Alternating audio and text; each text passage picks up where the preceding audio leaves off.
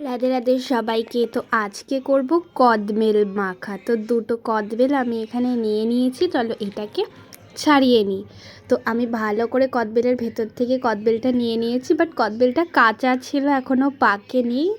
তো এর মধ্যে আমি দিয়ে নিলাম 2 চামচ মতো লবণ, স্বাদ মতো লবণটা দিয়ে দিতে হবে।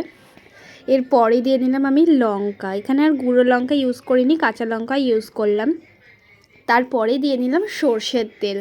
তো এরপরে আমি ভালো করে এটাকে মেখে নেব পুরো কদবেলটাকে, আর মাখার পরে দিয়ে নেবো সামান্য চিনি।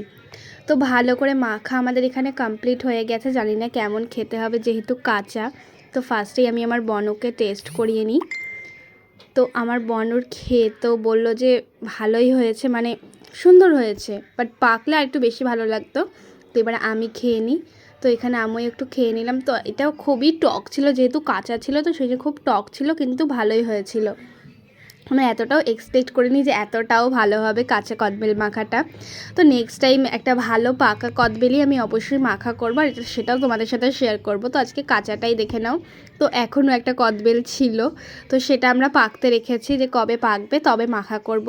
তো এই মাখার ভিডিওটা কেমন লাগলো অবশ্যই জানিও।